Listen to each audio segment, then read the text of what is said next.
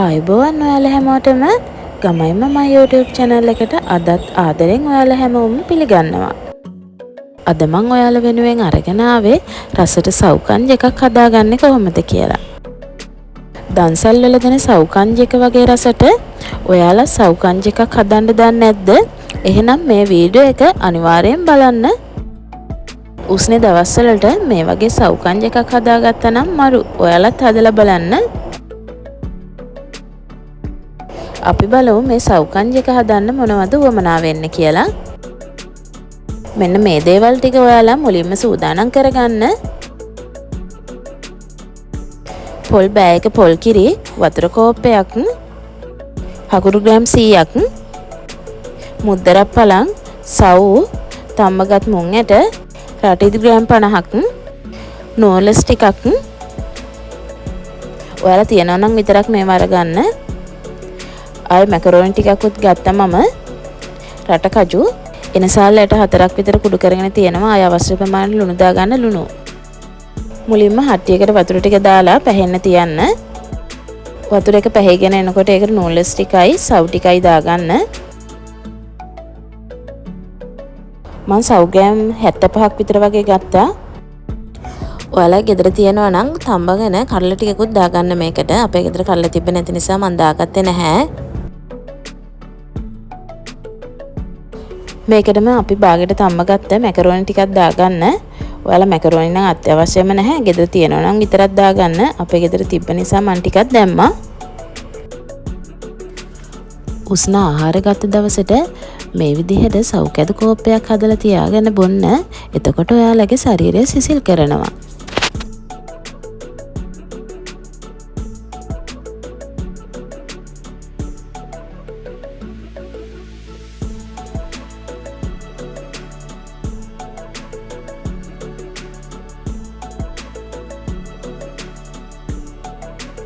ඊට පස්සේ අපි මේකට හකුරු ටික දාගමු.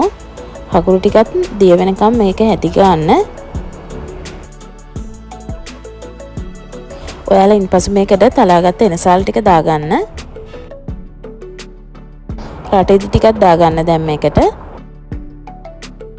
මේ ಜಾති ටික දාලා විනාඩියක් විතර ගියාට පස්සේ ඔයාලා පොල් කිරි ටිකත් මේකට දාගන්න. මම මේක හදන්න පොල් බෑයක පොල් කිරි ගත්තේ. ඉන්පසු තඹගත්ත මුං ඇට ටිකක් දාගන්න. මුං ඇට ඔයාලා බාගෙට තඹ ගන්න එපා. හොඳට මෙරි වෙනකම්ම තඹ ගන්න. ඔයාලා මේක හරිය රොස් වෙන්න දෙන්නේ නැතුව හොඳට හැදි ගන්න ඕන. අවසානයේටම ඔයාලා මුද්දරක් පලනොයි රට කජු ටිකයි මේකට දාගන්න.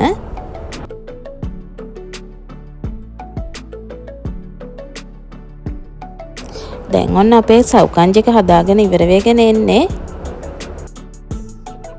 ඔයාලා මේක ලිපෙන් බානකම්ම හැදි ගන්න.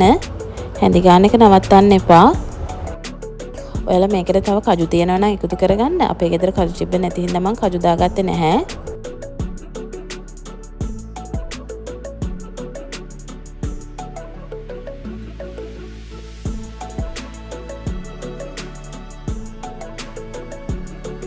ඔන්න අපේ සවුකන්ජ් එක හදාගෙන ඉවරයි. දැන් තියෙන්නේ මේකේ රස බලන්න. රස පාට නම් තියෙනවා. රස පාට තියෙනවා වගේම මේක ගොඩක් රසයි. ඔයාලා අනිවාර්යෙන් හදලා බලන්න. ગેස්ට්‍රයිටිස් වැඩිවීම, බඩ දැවිල්ල, වමනය, ආහාර අරුචිය වැනි රෝග රැසකට ඖෂධීය පානයක් තමයි මේ සවුකැද කියන්නේ. ඉතින් මේක ගෙදරදීම ඔයාලට ලේසියෙන් හදාගන්න පුළුවන්.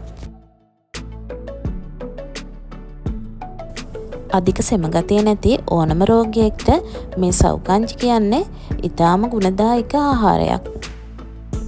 ඔයාලත් උෂ්ණ දවස් වලට මේ වගේ සවුකන්ජ් එකක් හදලා බලන්න.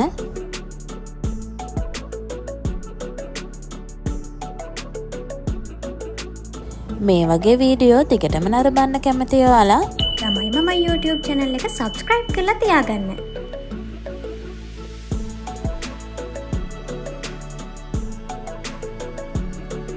මේ වගේ සවුකන්ජ් එකක් හදලා ඔයාලත් රස බලන්න.